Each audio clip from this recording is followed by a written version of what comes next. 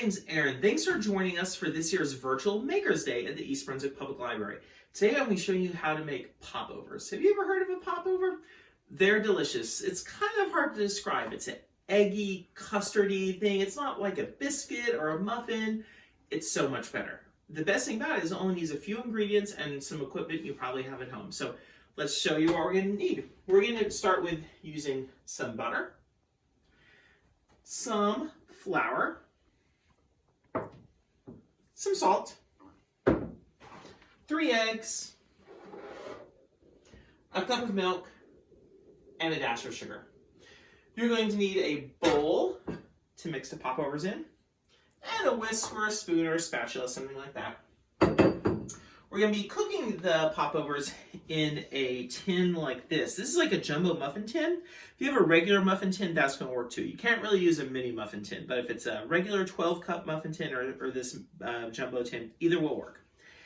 And we're going to have the oven set on 375. All right, that's all you need to know. Let's get started. All right, and do you know what the very first thing we do before we start cooking? That's right, wash our hands.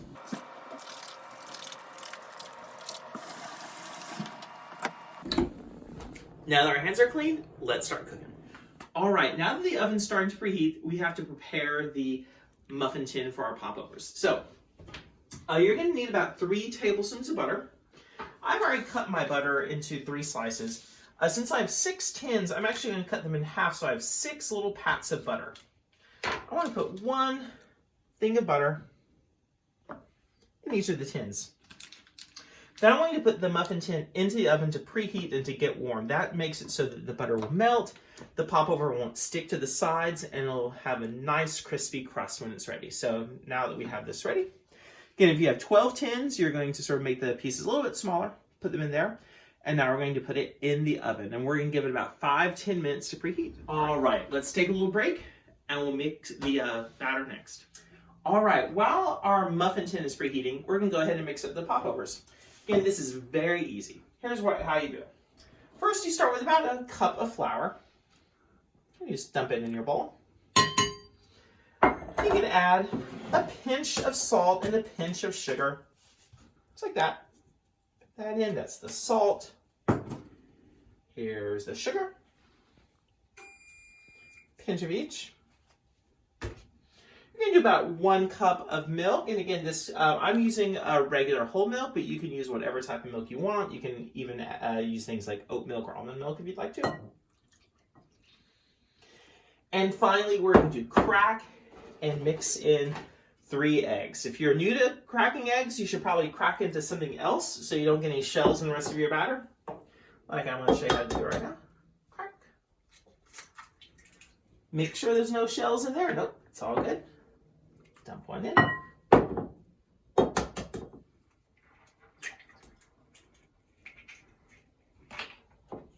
Looks good. And 1 more.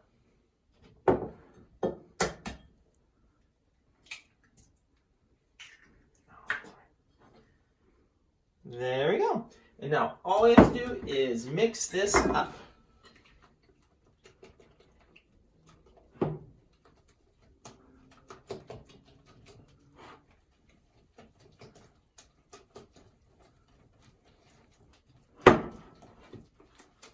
Okay. You want to make sure you have all the ingredients mixed up and there's no lumps of flour left, so it's nice and smooth. All right, this looks great. So now what we're going to do is we're going to wait for the pan to finish preheating, and when it's ready, we're going to pull it out, pour this in there, and cook the popovers. All right, so our batter is mixed, and I think our oven is preheated. You can tell because you can hear the butter pop in it. So let's go take a look. Again, make sure you have an adult help you pull things out of the oven, and always use these oven mitts. All right, so I'm going to be using one of these brushes to make sure to get all the butter all around the edges so they don't stick. And if you don't have a brush like this, you can just use your 2 mitts and sort of shake the pan around. All right, now I'm going to pour some batter in each of these. Make sure try not to spill some on the edges because that's going to burn.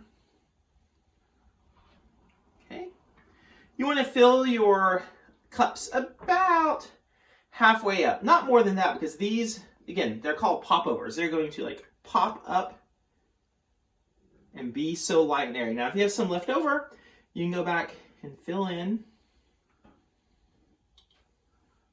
what you haven't filled up already. All right, a little bit more. Again, this is why you always wash your hands before you start cooking, because you don't want to get any germs in your food. All right. Oh, look how good do these look. So we're gonna again put in the oven and put a timer on for about 30 minutes. Again, don't peek before 30 minutes is over, or else they're not gonna pop up. There we go. All right, I'll see you in 30 minutes.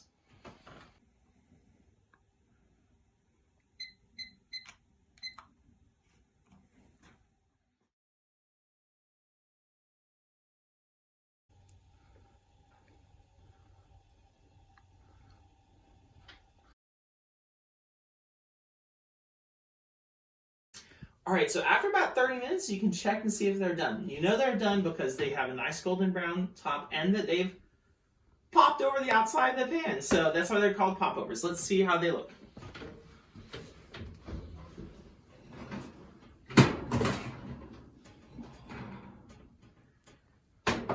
Oh, they look great. Look how high they got. So the final thing you need to do is to get a knife and poke little holes in them to let the steam goes out. That helps them keep their popover shape as long as possible. You can sort of see little steam coming out. Now, all you need to do is take them out of their pan as soon as they're cooled a little bit and see how they taste. All right, so they've been out for just about a minute or so. You can see they're already starting to fall a little bit. That's okay. So when you're ready to eat them, you can use a butter knife to pull them out. And again, if you put enough butter, they come out perfectly, just like this. Now, you can eat it just as is. You can put jelly, you can put jam, or you can do what my favorite thing is, which is to make a little hole in the center, just like that, and drizzle some honey in. Just like that.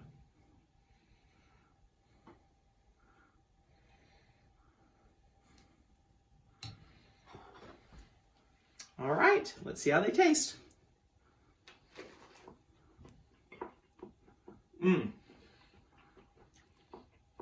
Delicious. All right, I hope you enjoyed making and eating these popovers as much as I did. If you have any questions, just let me know. Again, hope to see you next time at the library. Thanks again for coming to this year's East Brunswick Public Library's Maker's Day, and see you at the library. Bye.